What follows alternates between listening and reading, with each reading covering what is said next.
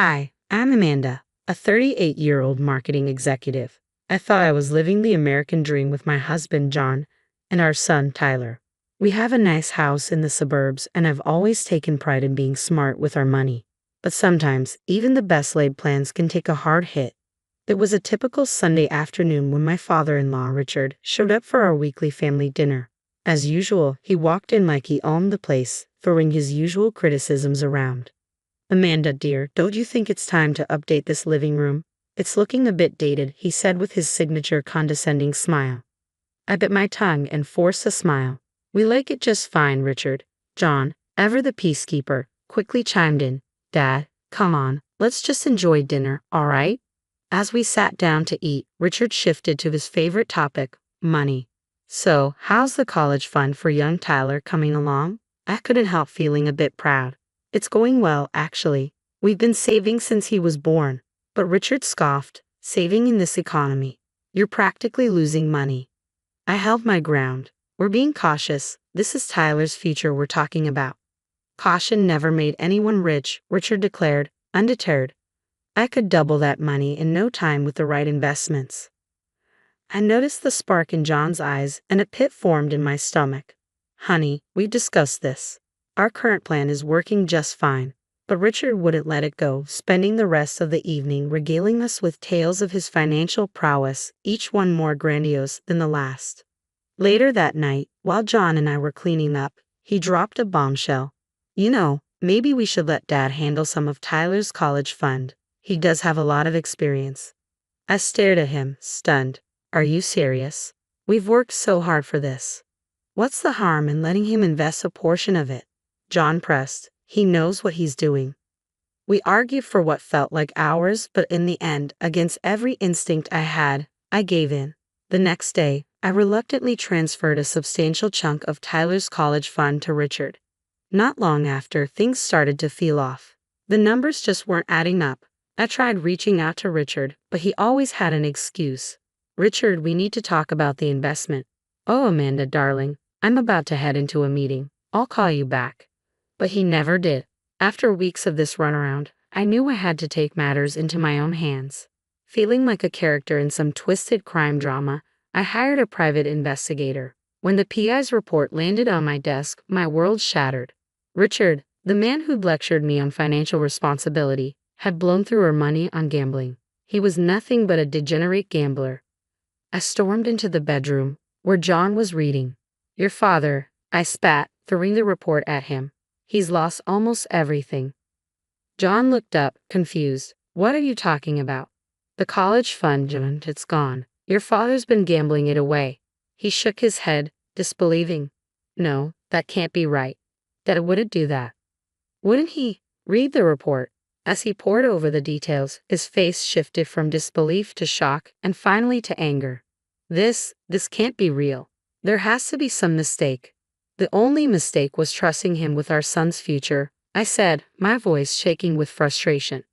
John stood, his voice rising to meet mine. "How was I supposed to know? He's my father, for Christ's sake." "That's exactly why we shouldn't have trusted him. You know how he is, always thinking he knows best." Our argument raged, each of us wrestling with the betrayal in our own way. John torn between loyalty to his father and the damning evidence, me furious with both Richard and myself for letting this happen. Finally, exhausted, we sat on the edge of the bed, the weight of our new reality settling over us. "What are we going to do?" John asked quietly. I took a deep breath, trying to steady myself. We fight. We find a way to fix this for Tyler." John nodded, reaching for my hand. "I'm so sorry, Amanda. I should have listened to you." "We both made this decision," I said, squeezing his hand. "But now we need to make it right." As we sat there, the enormity of what we'd lost hit me. 70% of Tyler's college fund, gone. Years of careful saving, of sacrifices and hard work, vanished because of one man's addiction. "We need to tell Tyler," I said, dreading the conversation ahead. John nodded, guilt etched across his face. "And we need to confront my father."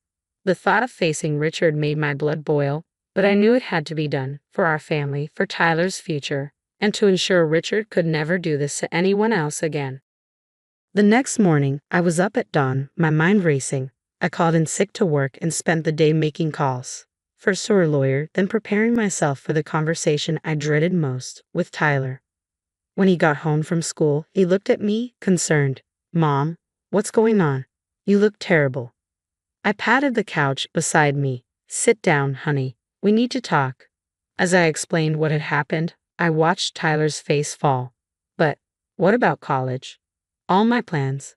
We're going to figure this out, I promised, pulling him into a hug. I'm so sorry, Tyler. He pulled back, eyes wet but resolute. It's not your fault, Mom. It's Grandpa Richard's. We'll get through this together. His maturity nearly broke me, but I held it together. We had to be strong. Meanwhile, John was confronting his father. When he returned home, he looked like he'd aged 10 years. How'd it go? I asked gently. John sank into a chair. He cried, Amanda. Said he was sorry, that he'd pay us back. But I don't know if I believe him anymore. Sorry doesn't cut it, I snapped. We need real solutions. That's when I decided we'd need a family meeting. It was time to face this head on. When Richard arrived, the tension in our living room was thick. Tyler sat between John and me on the couch, a united front. Richard took his place in the armchair, looking humbled. I'm glad we're all here, I began. We need to discuss how we're going to fix this mess. Richard leaned forward, contrite. I know I made a terrible mistake, but I promise I'll make it right. I'll sell my car, I cut him off. It's not enough, Richard. You've lost nearly everything. How exactly do you plan to repay us? His calm demeanor cracked. Well, if you trusted me more in the first place, we wouldn't be in this situation. Excuse me? I felt my blood pressure rise. You heard me, Richard sneered. Always so controlling with the money. If you'd let me invest it from the start. John jumped in. Dad, that's enough. You can't blame Amanda for your gambling addiction.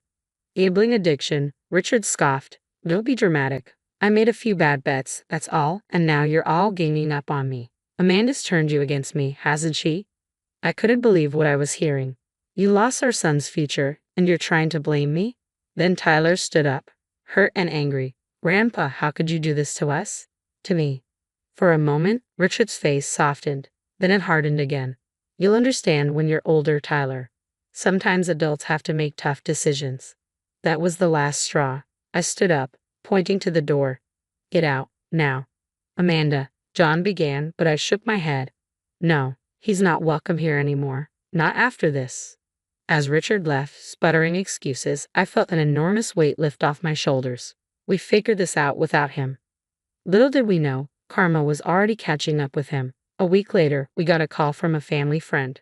Richard had been caught trying to embezzle from the country club's charity fund and had been expelled in disgrace, his reputation in tatters. Guess his luck finally ran out, John said, shaking his head.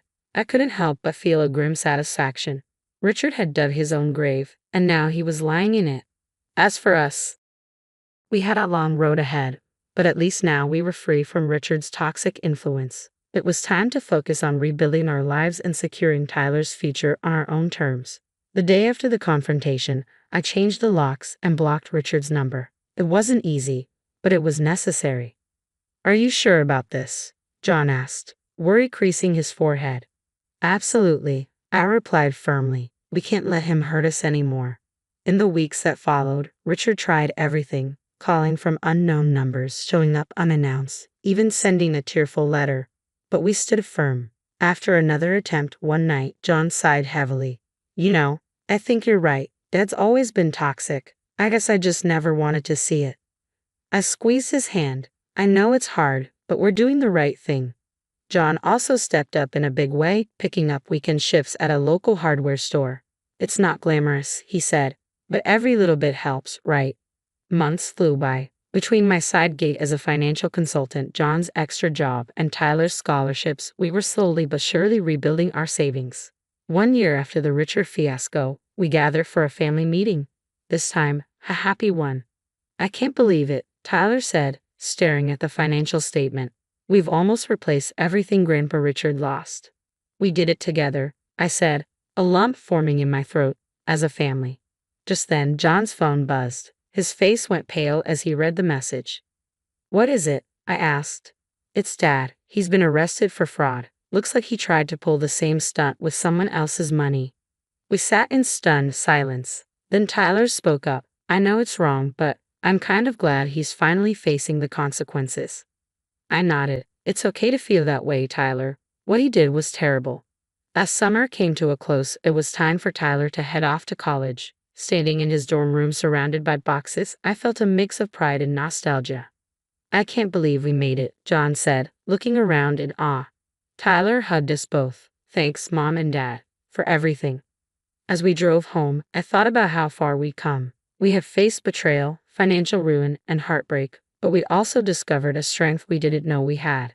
We protected our family, secured Tyler's future, and emerged stronger. And Richard, he was finally facing the consequences of his actions alone and disgraced.